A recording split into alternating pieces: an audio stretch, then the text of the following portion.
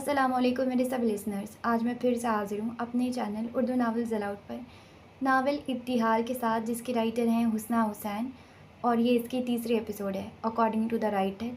मेरे चैनल पर ये इसकी 5वीं एपिसोड है। तो जल्दी से नावल को कंटिन्यू करते हैं। आप चैनल को सब्सक्राइब कर लें, साथ साथ लाइक शेयर और कमेंट्स करें।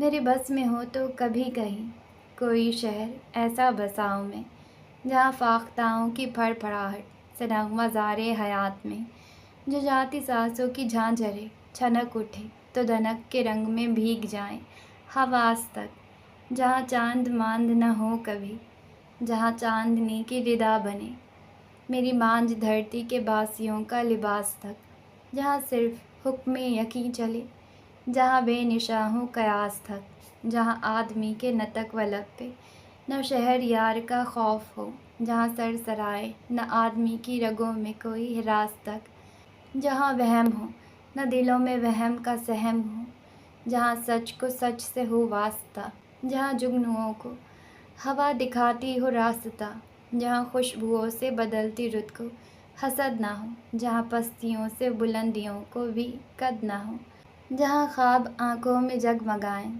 तो जिस्म झांके सभी दरीचों में तैरगी का गुज़र ना हो, कोई रात ऐसी बसर ना हो कि बशर को अपनी खबर ना हो, जहाँ दाग दाग सहर ना हो, जहाँ कश्तियाँ हों रवां दवां तो समंदरों में भंवर ना हो, जहाँ बर्ग व बार से अजनबी कोई शाख कोई शजर ना हो, जहाँ चहचहाते हुए परिंदों को बारिशों के अजाब का डर ना हो। वो आइला हदीद थी, इस्लामाबाद के शिफा कॉलेज ऑफ मेडिसिन में MBBS के तीसरे साल की तालिबा, मजबूत, निडर, ज़िंदगी के हर मोड़, हर आजमाइश और सख्ती पर शिकस्त ना तस्लीम करने वाली उसके ताया रफ़ीक उस्मान ने हमेशा उसे हिम्मत और बहादुरी सिखाई थी, ज़िंदगी के गुर पढ़ाए थे, कामयाबियों के राज बताए थे। वो कोई ख्वाहिश करती तो रफ़ीक झट से पूरी कर देते, कोई ख्वाब देखती वो ताबीर बन जाते, दुश्वार राहों को उसके लिए हमवार कर देते। मैं एक दिन आपका हर एहसान चुका दूंगी अब्बू, वो खुश होकर क्या देते। वो खुश होकर सुन ना पाते, अक्सर खफा हो जाते, डांट भी पिलाते कि ये उनका फ़र्ज़ है, एहसान नहीं। मगर नासरा ताई के ख्यालात उनसे मुख्तलिफ होते, सोच जुदा गाना वो अक्सर तल्ख हो जाते। ये जो इतना पैसा आप इस लड़की पर लगा रहे हैं, देखिएगा एक दिन ये भी आपके भाई की तरह आपको अकेला कर जाएगी। नासरा ताई को अक्सर उनकी फयाजी पर गुस्सा आ जाता। जो मैं कर रहा हूँ वो नेकी है नासरा, किसने कहा मुझे इस बच्ची से कुछ चाहिए।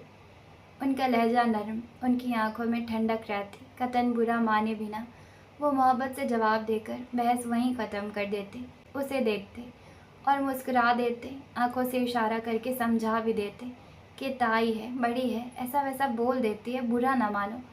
और वो इस बात में सर को जुम्बिश दे देते और बुरा ना मानते। भला ताई ऐसा सोचती भी कैसे हैं कि वो रफ़ीक उस्मान को छोड़ देगी। हदीद की औलाद क्या हदीद से मुख्तलिफ नहीं हो सकती, उसके फ़ैसले अपने बाप से अलग नहीं हो सकते। नासरा की हर बात दिल को आज़ार कर देती। वो आने वाले वक्तों में बेबसी और खुद गर्जी का कुछ ऐसा नक्शा खींचती कि उसका दिल बंद हो जाता। वक्त साबित करेगा मैं कितनी मुख्तलिफ हूँ, वो अक्सर सोचती, अक्सर कह भी देती। नासरा हंस पड़ती। शुरू में सब यही बोलते हैं, मुझे देखो कपड़े सिलाई कर करके अपने बहन भाइयों को तालीम दिलवाती थी। रखता है कोई मेरी खबर, कोई मिलने आता है मुझसे। तलगे से मुस्कुरा कर वो उसे देखती। ये सब बातें हैं, कोई किसी के लिए नहीं रुकता, जो रुक जाते हैं वो मिट जाते हैं, जैसे मैं, जैसे तुम्हारे ताया, जैसी वो, जैसे ताया। रफ़ीक मंजिल के उस तारीक कमरे में आइला हदीद की सिसकियाँ दब गई थी। माजी का शोर हाल पर हावी होने लगा था।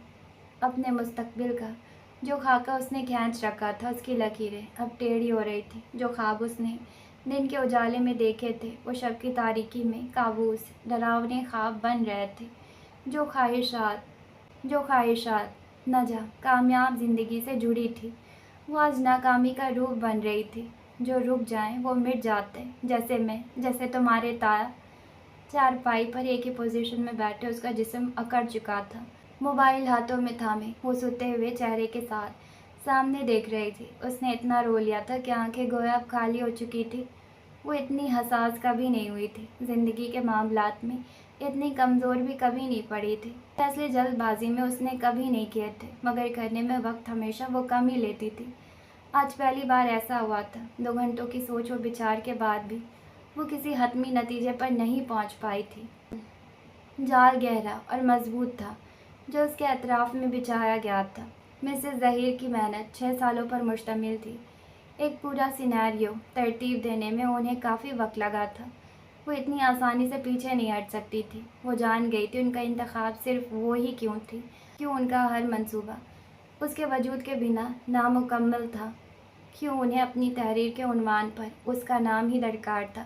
اس نے اپنا سر ہاتھوں میں دبا کر آنکھیں بند کر لی تھی۔ گہری سانسیں لیتے ہوئے وہ اپنے ذہن کو ہر جانب دوڑانے لگی تھی۔ کوئی راستہ، کوئی حل، کوئی ایسا سرا جسے پکڑ کر وہ پاتال میں اترنے سے بچ جائے، اشرفیہ کی جنگ میں ہتھیار نہ بن پائے، کوئی اسے استعمال نہ کر سکے، اس کا استحصال نہ کر سکے۔ مگر ذہن میں تاریکیوں کا سمندر تھا، وحشتوں کی لہریں تھیں اور گہرائیوں میں سوائے شکست خوردہ جذبات کے اور کوئی شے نہ تھی۔ زندگی میں پہلی بار وہ خود کو اتنا بے بس محسوس کر رہی تھی۔ خدا کے لیے آئلہ، میری بچیوں کے لیے یہ کڑوا گھونٹ پی لو آئلہ۔ ایک جانب نصرت آئی کا چہرہ تھا، دوسری جانب مسز ظہیر کا سراپا تھا، وہ سراپا جو روشنیوں میں سیاہی بن کر ٹھہرا ہوا تھا۔ ہماری ہر جنگ کامیاب و ناکام تم لوگوں کی وجہ سے ہوتی ہے۔ اس نے آنکھیں رگڑ کر صاف کر ڈالی، چہرے کے اطراف میں بکھری لٹوں کو سمیٹ کر کانوں کے پیچھے کر دیا۔ اپنے تایا کو یاد کرتے، ان کی قربانیوں کو سوچتے اس کی آنکھوں میں نمی اتر آئی تھی۔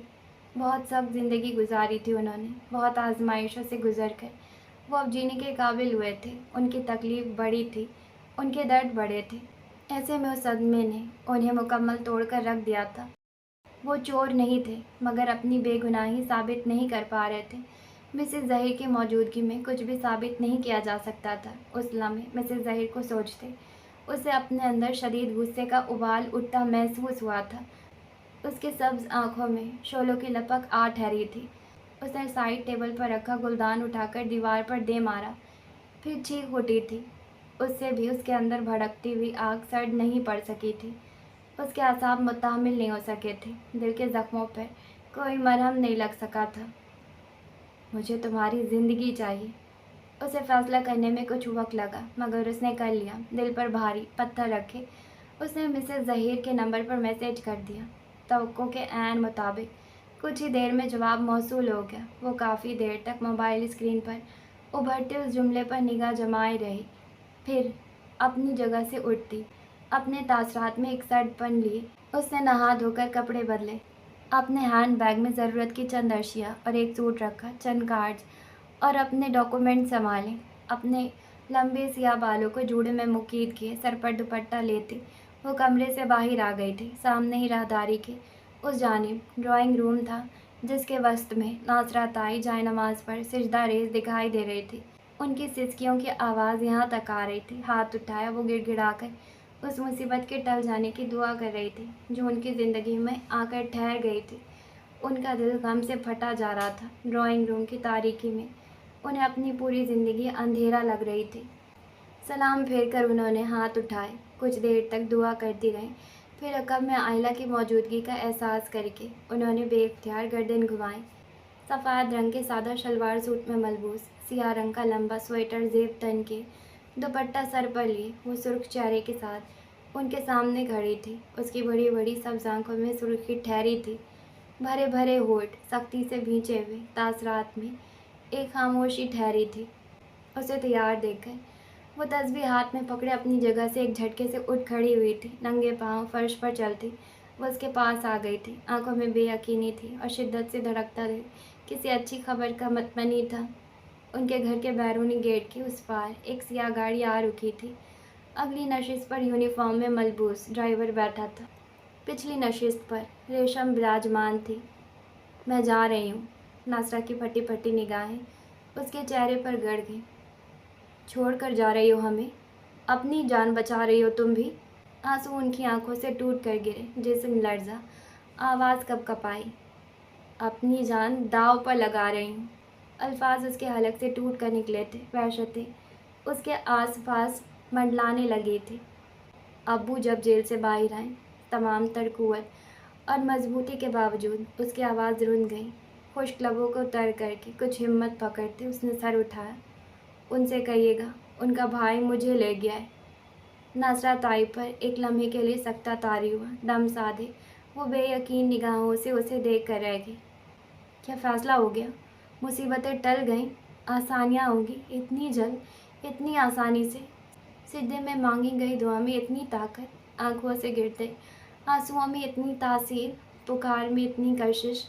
उनकी सदा यकीनन अर्श तक गई है। उनके लिए हल फौरी उतारा गया है। और रफ़ीक, उसे कब तक छोड़ेंगे वो लोग? कब तक वो घर आ जाएंगे? नाज़रा को अभी भी रफ़ीक की फ़िक्र थी। कल सुबह तक आ जाएंगे। सुख भरी सांस लेते उन्होंने बेख्तियार अपने हाथ दुआ के लिए उठाए थे। फिर वो जाए नमाज पर सिजदे में शुक्र में गिर गई थी। उनके अल्लाह ने सुन ली थी। आइला हदीद की निगाहें उनके सिजदे पर टिक गई थी। समात उनकी आवाज़ पर, तवज्जो उनकी पुकार पर ठहर गई थी। उन्होंने एक पल के लिए उसकी जानिब नहीं देखा, उसका चेहरा नहीं देखा, दर्द नहीं देखा। वो अलविदा कहने को उसके पास भी ना आए। वो खामोशी से गेट की जानिब बढ़ गई। दरवाज़ा खोले वो तारीक रात के आखिरी पैरों में घर से निकली तो उसके अकब में नाज़रा ने एक बार फिर सिजदा किया था। सियाह कार की खिड़कियों से रेशम उसे देखती नजर आई। उसके तासरात इंतहाई संजीदा थे। ड्राइवर ने फ़ौरन उतरकर उसके लिए दरवाज़ा खोला था। अपने हाथों की कपकपाहट पर काबू पाते उसने कदम बढ़ा दिए थे। वो गाड़ी में सवार हुई तो लगा मौत के उड़न खटोले पर सवार हो रही है। गाड़ी तारीक रास्ते से आगे को निकली तो रफ़ीक मंजिल के दरो दीवार पर सजे उसकी ज़िंदगी के तमाम रंग सियाह पड़ गए। किताबें राख का ढेर बन गई। तालीमी असनाद पर आग भर गई। नाज़रा सिजदे से उठकर उसके कमरे में आ गई। अलमारी खोली। अब वो उसके कपड़े निकाल रही थी। रफ़ीक के आने से पहले पहले उन्हें आइला का सामान वहाँ से हटाना था ताकि जब वो वापस आएँ तो उन्हें आइला के हवाले से कोई शक ना हो। वो यकीन कर लें कि आइला अपने वालिद के साथ जा चुकी है। कमरे से बाहर शब की स्याही में कई राज पोशीदा रह गए थे। कई झूठ सच और कई सच झूठ बन चुके थे। गाड़ी अपने सफ़र रवा थी। आइला हदीद ने रफ़ीक के लिए अपनी ज़ात की कुर्बानी दे डाली थी। कसरे जलाल की ज़मीनी गहराइयों में, बंद कमरे में, तारीकियों में यकायक एक बल्ब रोशन हुआ था। मुतहरिक सलाखों की आवाज़ों पर उसने मेज़ पर से सर उठाकर सामने देखा था। कदमों की एक चाप सलाखों के उस पार ठहर गई थी और एक उसके पास आकर थम गई थी। मालिक आपसे बात करना चाहते हैं। मालिक के जिक्र पर ही नौजवान की आंखों की सुर्खी बढ़ गई थी। सलाखों के उस पार खड़ा लड़का हाथों में लालटेन थामे उस पर निगाहें जमाए हुए था। उसके चेहरे से घबराहट आया थी। सामने दीवार पर लगी स्क्रीन रोशन हो गई। वीडियो कॉल पर कोई था। उसने लब भींचकर उस चेहरे को देखा। ऑफिस कुर्सी पर विराजमान वो शख्स दाएं बाएं झूलते हुए उसे देख रहा था। बाल सलीके से जमे हुए, दाढ़ी तराशीदा सी, सुर्ख पर सफ़ेद रंगत, चेहरे के खदोखाल में कशिश, लबों पर मुस्कुराहट ली। सुना है तुमने फ़रार की कोशिश की थी, इसी डर से नहीं आए तुम? वो बोला तो लहजे में गुर्राहट थी।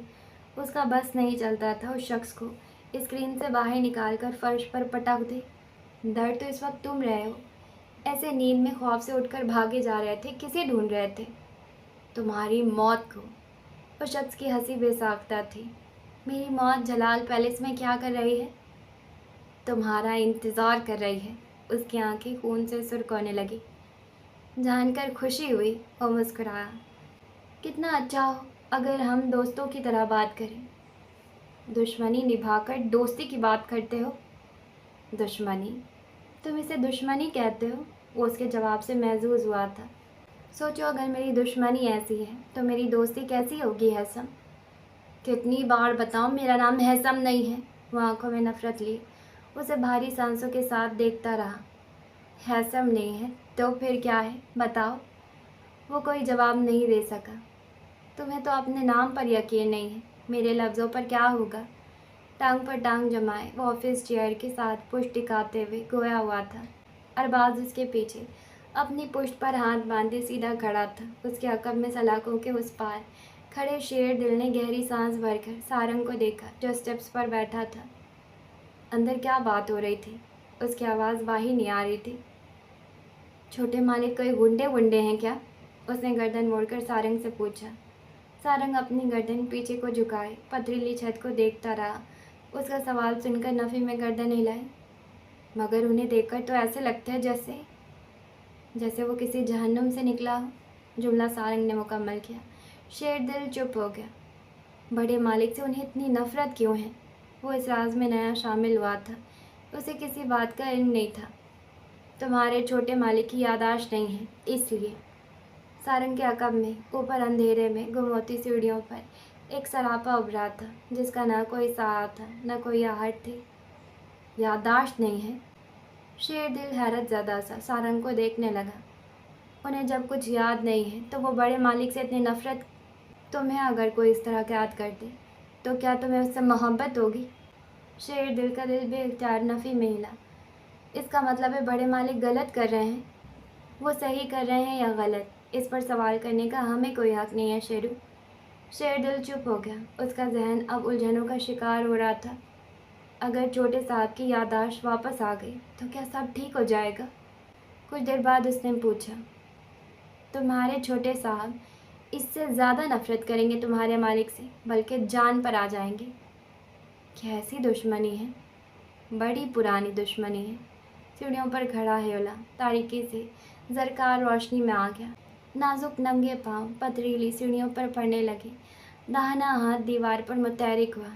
टप टप गिरती पानी की बूंदों में सारंग ने यकायक रवानी महसूस की। शेरदिल को मज़ीद न बोलने का इशारा करते वो अपनी जगह से उठ गया। कान के पास दाहिना हाथ लेकर उसने सुनने की कोशिश की। क्या तुम सुन पा रहे हो? उसने शेरदिल से पूछा। क्या? पानी की आवाज़? यहाँ तो ऐसी कोई आवाज़ नहीं है। है, पहले कम थी, अब ज़्यादा है। नुस्वानी वजूद उसके ऐन अकब में आन खड़ा हुआ। सतरंगा मफलर आज भी हाथ में भीगा हुआ था। सारंग ने गर्दन घुमाकर ऊपर जाती सीढ़ियों को तारीकी तक देखा। वहाँ कोई न था।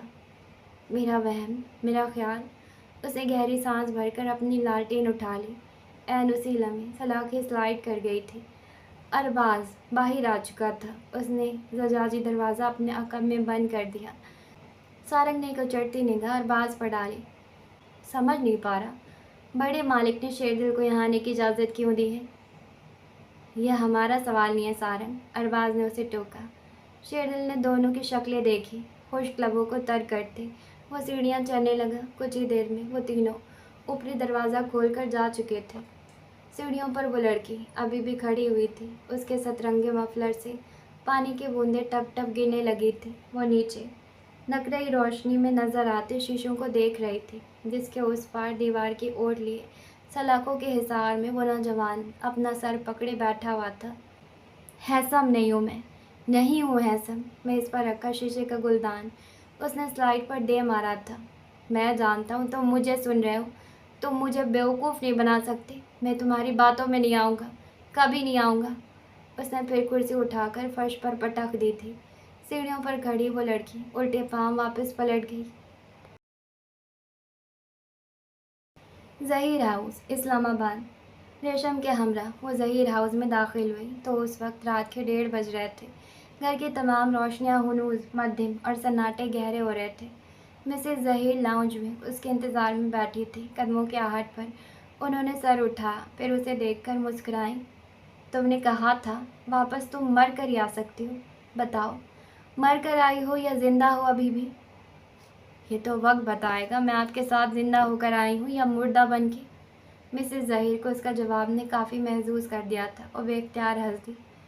काफ़ी गुस्से में लग रही हो। सिर्फ गुस्सा नहीं, उसके लब हिले, आवाज़ मजबूत। मुझे आपसे शदीद नफ़रत भी हो रही है। मुझसे नफ़रत? उन्होंने सवालिया अब्र उठाई। अपनी उस औलाद के लिए जो इस दुनिया में नहीं है। आप किसी और की औलाद को ख़तरे में डाल रही हैं। आई बिलीव तुम्हारे पेरेंट्स मुझसे पहले ही तुम्हें इस खतरे में डाल चुके हैं। मेरे पेरेंट्स मेरी ज़िंदगी में नहीं हैं। आप उन्हें मेरे मामलात में भी मत लाएं।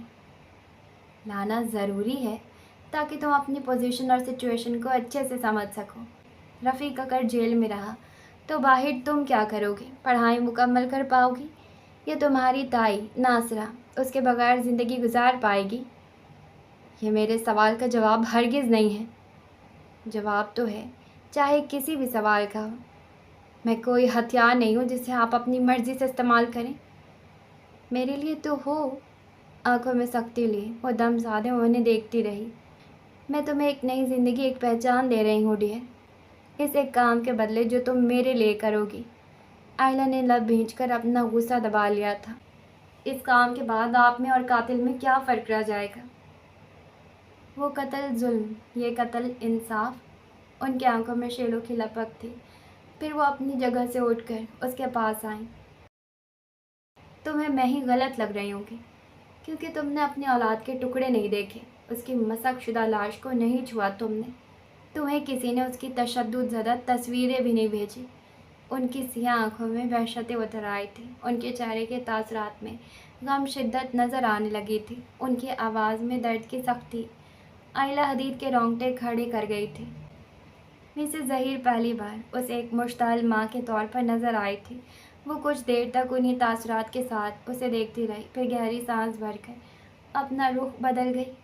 گھنگریالے بالوں میں انگلیاں چلاتے وہ یہاں وہاں دیکھتے گہری سانس لیتی رہیں، پھر اپنے اعصاب پر قابو پا کر اس کی طرف پہلے جیسے تاثرات کے ساتھ مڑی اور مسکرا دی۔ آؤ بیٹھ کر بات کرتے ہیں۔ خوش اخلاقی کا مظاہرہ کرتے وہ صوفے پر بیٹھ گئی۔ جب تک میرے تایا جیل سے باہر نہیں آ جاتے کوئی بات نہیں ہوگی۔ اس کا ارادہ واضح اور لہجہ حتمی تھا۔ مجھے تمہارا جواب اچھا لگا۔ انہوں نے مسکرا کر اپنا موبائل اٹھا لیا۔ خالص انگلش میں انہوں نے دوسری طرف کسی سے بات کی۔ یہ کام جلد از جلد ہونا چاہیے۔ حکم دے کر انہوں نے کال کٹ کر دی۔ پھر انہوں نے ایک بار پھر اسے بیٹھنے کا اشارہ کیا۔ اپنے باقی اسٹاپس پر گرفت جمائے وہ سنگل صوفے پر ان کے ساتھ بیٹھ گئی تھی۔ کھانے کا انتظام کرو ریشم۔ اس صدمے میں بیچاری نے کہاں کچھ کھایا ہوگا۔ مجھے کچھ نہیں چاہیے، وہ سخت لہجے میں گویا ہوئی۔ ٹھیک ہے، سو جاؤ، آرام کر لو کچھ دیر کے لیے۔ ریشم، گیسٹ روم میں لے جاؤ اسے۔ جب تک تایا جیل سے باہر نہیں آ جاتے میں یہاں سے نہیں اٹھوں گی۔ مسز ظہیر کی تاثرات میں سنجیدگی آ گئی۔ آئلہ حدید ان کی آنکھوں میں آنکھیں ڈالے بیٹھی تھی۔ تمہیں مجھ پر ابھی بھی بھروسہ نہیں ہے؟ بھروسہ تو ابو کو آپ پر بھی بہت تھا۔ مسز ظہیر مسکرا کر رہ گئی۔ ٹھیک ہے، تم یہاں بیٹھ کر انتظار کر سکتے ہو، انتہائی سنجیدگی سے کہہ کر وہ اپنی جگہ سے اٹھ کھڑی ہوئی تھی۔ رفیق کی آزادی تمہاری قید ہے آئلہ، یاد رکھنا۔ جب تک تم میرا کام نہیں کر دیتے تب تک اپنے تایا کو خطرے سے باہر مت سمجھنا۔ میں یہ سارا کھیل دوبارہ بھی رچا سکتی ہوں۔ میں اپنا ٹارگٹ اگلی بار رفیق کے بجائے فہد، عائشہ کو بھی بنا سکتی ہوں۔ ایک ادا سے سیڑھیاں چڑھنے پر وہ نظروں سے اوجھل ہو چکی تھی۔ ریشم محض چند لمحوں کے لیے وہاں رکی تھی، پھر وہ بھی وہاں سے چلی گئی تھی۔ اس کی اٹکی ہوئی سانسیں اس ایک لمحے میں بحال ہوئی تھی۔ سنجیدہ تاثرات میں یکایک وحشت آئی تھی۔ کیسے، آخر کیسے؟ اس نے بے بسی سے اپنا سر ہتھیلیوں پر گرایا تھا۔ رات کا جانے کون سا پہر تھا، کھپتے حال کی آنکھ کھل گئی تھی۔ کمرے کی نیم تاریکی میں آتش دان کے سامنے ہی جائے نماز بچھائے میرال سجدہ ریز تھی، کروٹ بدل کر اپنے سر تکیے پر رکھے وہ خاموشی سے اسے دیکھتی رہی۔ سجدہ طویل سے طویل تر ہوتا گیا اور جب وہ اٹھ کر بیٹھی تو اس کا چہرہ آنسوؤں سے تر تھا، جو لڑکیوں کو کپڑوں کی طرح بدلتا ہے۔ اس نے تمہیں بدلنے کے لیے کیا لیا؟ کچھ اذیت سے آنکھیں میچ کر اس نے دوبارہ سجدہ کیا تھا۔ ابتحال اٹھ کر بیٹھ گئی۔ وہ کافی دیر تک اسے دیکھتی رہی، یہاں تک کہ میرال اپنی تہجد کی نماز سے فارغ ہو گئی۔ یہ روٹین وہ بچپن سے دیکھتی آ رہی تھی۔ ایسی کوئی رات میرال کی زندگی میں نہیں آئی تھی جس کے آخری پہر میں اس نے نفل نہ پڑھے ہوں یا دعا نہ کی ہو۔ جائے نماز سمیٹے اس کی نگاہ میرال پر پڑی تو لبوں پر مبہم سی مسکراہٹ آ گئی۔ جاگ گئی ہو تو نفل پڑھ لو، دعا کر لو، اس سے کیا ہوگا؟ اللہ راضی ہوگا، پریشانیاں دور ہوں گی۔ آپ تو کئی سالوں سے پڑھ رہی ہیں، آپ کی پریشانی دور ہوئی، اللہ راضی ہوا؟ میرال نے مسلح رکھ کر اسے دیکھا۔ جب اللہ آپ کو نہیں دے رہا مجھے کیوں دے گا؟ وہ مجھے دے رہا ہے، تمہیں بھی دے گا۔ مجھے آپ کی زندگی نہیں چاہیے۔ میرال اپنی جگہ رک گئی۔ انفیکٹ مجھے کچھ بھی ایسا نہیں چاہیے جو آپ کو مل رہا ہے۔ تو وہ مانگو جو تمہیں چاہیے۔ آپ کی دعائیں قبول نہیں ہوتی، میری بھی نہیں ہوں گی۔ میرال کا دل گہرے پاتال میں جا گرا۔ ایسا نہیں ہے آلا، ایسا ہی ہے، حتمی لہجے میں کہہ کر وہ بستر پر واپس لیٹ گئی۔ ویسے آج آپ نے اپنے اللہ سے کیا مانگا؟ شاہزیر، اس کی محبت یا میری موت؟ حالہ، میرال نے تڑپ کر اسے دیکھا تھا۔ اس نے لحاف سر تک تان لیا۔ فجر نماز کی ادائیگی کے بعد گہری سانس بھر کر آئلہ نے دعا کے لیے اپنے ہاتھ اٹھائے تھے۔ اس نے کچھ مانگنے کی کوشش کی پر مانگ نہ سکی۔ آواز بیٹھی ہوئی تھی، چہرہ آنسوؤں سے بھیگا ہوا تھا۔ ساری رات ایک اندرونی جدال میں گزر گئی تھی۔ راستے کا انتخاب اس نے کر لیا تھا، اب آگے بڑھنے کی ہمت نہیں ہو پا رہی تھی۔ ریشم نے 8 بجے کا وقت بتایا تھا۔ رفیق کی رہائی چند گھنٹوں کے فاصلے پر تھی، اور وہی فاصلہ اس کے اعصاب پر بھاری پڑ رہا تھا۔ ایک دل چاہا وہ سب کچھ چھوڑ چھاڑ کر یہاں سے بھاگ جائے، اپنے باپ سے رابطہ کر لے یا اپنی ماں کے پاس چلی جائے، یا پھر زمین پر یوں روپوش ہو کہ کبھی دکھائی نہ دے، مگر ایسا کچھ بھی ممکن نہ تھا۔ نماز کے بعد وہ ایک بار پھر صوفے پر بیٹھ گئی۔ 8:30 بجے کے قریب ریشم آفس روم سے نکل کر اس کے پاس آ گئی۔ اس کے ہاتھ میں موبائل تھا۔ اس نے اسکرین آئلہ کے سامنے کر دی۔ وعدے کے عین مطابق رفیق کو رہائی مل چکی تھی۔ تھانے سے باہر وہ ناصرہ تائی اور فہد سے ملتے نظر آ رہے تھے۔ وہ فہد کے گلے کافی دیر تک لگے رہے تھے۔ چند لمحے پہلے کی ویڈیو ہے۔ ریشم نے موبائل پیچھے ہٹا لیا۔ جب وہ گھر پہنچ جائے گا تو اس کی اپڈیٹ بھی دے دوں گی۔ تم بتاؤ، اب ناشتہ یہیں لوگی یا گیسٹ روم میں جانا پسند کرو گی؟ گہری سانس بھر کر آئلہ نے اپنے آنسو صاف کر ڈالے۔ خشک لبوں پر زبان پھیرتے اس نے سر اٹھایا۔ ریشم کی مسکراہٹ ابھر کر ختم ہو گئی۔ اچھی بات ہے کہ تم سمجھداری سے کام لے رہی ہو، اور اس سے بھی اچھا رہے گا اگر تم کوئی چالاکی نہ کرو۔ آئلہ کی خاموش نگاہیں اس کے چہرے پر جم گئی۔ تم سے پہلے میم نے جس بندے کو ہائر کیا تھا اس نے کی تھی چالاکی۔ اس نے باقاعدہ دھوکہ دے دیا تھا۔ جانتی ہو اب وہ کہاں ہے؟ آئلہ کے حلق میں کوئی شے پھنس گئی تھی، مگر تاثرات میں سختی لیے وہ اس کی آنکھوں میں دیکھتی رہی تھی۔ بالکل درست افجی، گولی میں نے ہی چلائی تھی، اور یاد رکھنا میرا نشانہ کبھی خطا نہیں ہوتا۔ تو آپ کر لیتی یہ کام؟ ریشم جانے کو مڑی تو وہ فوراً سے بول پڑی، مروان جلال کا نشانہ بھی آپ ہی لگا لیتی۔ ریشم رک گئی۔ کہا نا، یہ وہ کام ہے جو تم زیادہ اچھے سے کر سکتی ہو۔ وہ جا چکی تھی اور آئلہ حدید اپنی جگہ بیٹھی رہ گئی۔ گل ویلفیئر ہائی اسکول میں گھنٹیاں بج چکی تھی۔ بریک کا وقت ہو چکا تھا۔ تمام بچے کلاسز سے بھاگتے دوڑتے باہر نکل رہے تھے۔ اس دوران ابتحال بھی اپنا بیگ بند کر کے باہر آ گئی تھی۔ وہ نیچے گراؤنڈ کی طرف جا رہی تھی جب رمشا نے اسے آواز دے کر روک لیا تھا۔ مجھے تم سے بات کرنی ہے۔ کہو۔ جیبوں میں ہاتھ ڈالے وہ اس کے ساتھ چلنے لگی۔ آئی ایم سوری، اس دن میں نے تمہارے ساتھ کافی بدتمیزی کی۔ میرا خیال تھا تم نے میری ڈائری پڑھی ہوگی، مگر… ابتحال رک گئی۔ اب وہ رمشا کو دیکھ رہی تھی۔ مگر اپنی وہ ڈائری تو میں اسکول لاتی ہی نہیں ہوں۔ اس نے اسکارف کا پلو گردن پر درست کیا۔ پھر اس نے وہ سوال کیا جو گزشتہ رات سے اسے بے چین کیے ہوئے تھا۔ ابتحال، تمہیں کیسے پتہ چلا؟ اپنی آنکھوں میں خاموشی لیے ابتحال نے اب کی رک کر اسے دیکھا۔ کیا کیسے پتہ چلا؟ جو تم نے اس دن کہا۔ اس نے بے قراری سے نچلا لب کاٹا۔ کیا کہا تھا؟ میری ماں کے بارے میں، کہ وہ مجھے مار دیں گی۔ کیا ایسا نہیں ہے؟ ابتحال کے سوال پر وہ آنکھوں میں الجھن لیے اسے دیکھ کر رہ گئی۔ وہ لڑکی اس کی پڑوسن نہیں تھی، اس کے ساتھ اس کی دوستی نہیں تھی۔ وہ اس کے گھر کے حالات سے کسی طور واقف نہیں ہو سکتی تھی۔ اسے اس کی ماں کے رویے کا کسی طور بھی علم نہیں ہو سکتا تھا، کیونکہ وہ جو کچھ بھی کرتی تھی بند کمرے میں کرتی تھی۔ مار دھاڑ اور تشدد اب روز کا معمول تھا۔ تم نے کیسے؟ تمہیں برا لگا میں نے تم سے وہ بات کی؟ رمشا کا سر نفی میں ہلا، آنکھوں میں نمی اتر آئی۔ زندگی میں پہلی بار کسی نے اس کے لیے فکر دکھائی تھی۔ سگی ماں ہے۔ اس کا سر نفی میں ہلا۔ وہ سویٹر کی آستین کو کھینچتے اپنا زخم چھپا رہی تھی۔ تم نے بتایا نہیں؟ تمہیں کس نے بتایا اس بارے میں، میرے بارے میں؟ تمہارے قلم نے؟ رمشا نے چونک کر سر اٹھایا تھا۔ میرا قلم؟ مذاق کر رہی ہوں۔ وہ مسکرا کر سنجیدہ ہوئی۔ یہی حال رہا تو ایک دن سچ میں وہ تمہیں مار ڈالیں گے۔ کیا تمہارے پاس جنات ہیں؟ رمشا کے چہرے پر ہراس پھیل گیا۔ کسی مخلوق کا سایہ ہے تم پر؟ کیا خبر، ایسا ہی کچھ ہو۔ کیا تم ڈر رہی ہو؟ اس کی آنکھوں میں شرارت تھی۔ خوف کے باوجود رمشا نے نفی میں سر ہلایا۔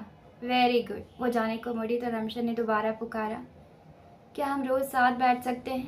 इब्तिहाल रुक गए। रोज़ाना ताख़ीर के आने की वजह से दोनों को जगह एक साथ ही मिलती रही थी और आज इब्तिहाल पहली रो में बैठ गई थी तो रिमशा को लगा वो नाराज़ है, तभी अपनी जगह बदल चुकी है। इब्तिहाल ने चंद लम्हों के लिए कुछ सोचा, फिर अज़वात में सर हिलाकर चली गई। गहरी सोच में डूबी रिमशा वहाँ खड़ी रह गई। हनाई का जंगल सर्द हवाओं की जद में था। दोपहर का वक्त था, ठंडी हवा चल रही थी। अम्मूजान बाहर बेंच पर बैठी थी, उनके करीब आग जल रही थी। दूर दरख्तों के झुंड और बुलंदी से राकान अपने हमउम्र बच्चों के साथ भागता दौड़ता जा रहा था। उसकी चीखों पुकार की आवाज़ें यहाँ तक आ रही थी। अखरोट के एक दरख्त की कटी हुई शाखों को पकड़ पकड़ कर वो ऊपर तक चढ़ गया था और कभी वो शाख से उल्टा लटक कर झूलने लगता। उसके साथी भी फुर्तीले थे, मगर वो ऐसा करतब नहीं दिखा सकते थे जैसे वो दिखाता रहता था। शाख से झूलकर अब के वो नीचे उतरा तो एक बार फिर बच्चों में दौड़ शुरू हो गई। रीच पॉइंट अम्मूजान का वो बेंच था जिस पर बैठकर वो डब्बे पर नक्श बना रही थी। चंद ही लम्हों में वो अपने तमाम साथियों को पीछे छोड़ता उन तक पहुंच गया था। जीत गया। वो पीछे उनके कमर के गिर्द बाजू बांधे लिपट गया था। अम्मूजान उसका लम्स पाकर मुस्कुराईं। उसके साथियों ने सोचा, राकान तो जीत चुका है, वो बेंच तक क्यों भागे। सो वो शोर मचाते दरख्तों के झुंड में गायब हो गए। अम्मूजान पूछे मुझसे, मैं बड़ा होकर क्या बनूंगा। क्या बनोगे? उनके हाथ में वुड कार्विंग नाइफ थी। वो डब्बे के अगली साइड पर नरगिसी फूल का नक्श बना रही थी। मैं रेसर बनूंगा अम्मू, वो एक अज़म से बोला। मैं रोज़ रेस में सबसे जीत जाता हूँ। अम्मूजान ने मुस्कुराहट दबाकर उसे देखा। 2 रोज़ पहले तक उसका ख्वाब टीचर बनने का था। उससे पहले वो घुड़सवारी को अपना मुस्तकबिल बता चुका था। एक बार रोटी के छोटे पेड़े को उसने अच्छे से गोल कर लिया तो उसने कहा वो बड़ा होकर शेफ़ बनेगा, रोटियां बनाया करेगा। अम्मूजान को वो हर रोटी फ्री में देगा। मैं तो इब्तिहाल से भी जीत सकता हूँ, मगर वो मेरे साथ दौड़ती नहीं है। अम्मूजान ने सर उठाकर उसे देखा। उसका चेहरा भागने दौड़ने खेलने कूदने के बायस सुर्ख हो रहा था। आसमानी मफलर गर्दन से लपेटकर उसके सिरों को उसने हाथों में पकड़ रखा था। उन्हीं कैप ने कुछ बाल छुपा रखे थे और कुछ बाल उसके माथे पर और कानों से भी नजर आ रहे थे। उसी लम्हे उन्हें राकान के अकब में चढ़ाई के रास्ते से खातून नीचे उतरती नजर आई। खातून के साथ उसका मुलाजिम भी था जो वहीं रुक गया था। जाओ खेलो, बॉक्स रखकर उन्होंने राकान से कहा, जो उसी वक्त मेज से कूदा और मशरिकी सिमत भागा। एहतियात से कदम उठाती खातून ने उस 8-9 साल बच्चे को बर्क रफ्तारी से भागते दूर तक देखा, फिर वसी सब्जा जारी पर कदम धरती अम्मूजान की तरफ जाने लगी। उसका लिबास सियाह फ्रॉक नुमा था, खुला डला सा, जिसकी तंग आस्तीनों पर उसने चंद कड़े पहन रखे थे। सर पर हैट के नीचे सियाह शॉल थी जिसे उसने ओढ़ रखा था और जिसके सिरों में उसका चेहरा काफ़ी हद तक पोशीदा रहा था। राकान ने बुलंदियों से उस औरत को अम्मूजान के पास बेंच पर बैठते देखा और अपने साथियों के साथ नहर की तरफ भाग गया। हाँ जी, तो आज के लिए बस इतना ही। हम मिलेंगे अगले पार्ट के साथ कल, और जाने से पहले आप चैनल को सब्सक्राइब कर ले, लाइक करें, शेयर करें, कमेंट्स करें, मुझे दुआओं में याद रखें। Okay, tata bye.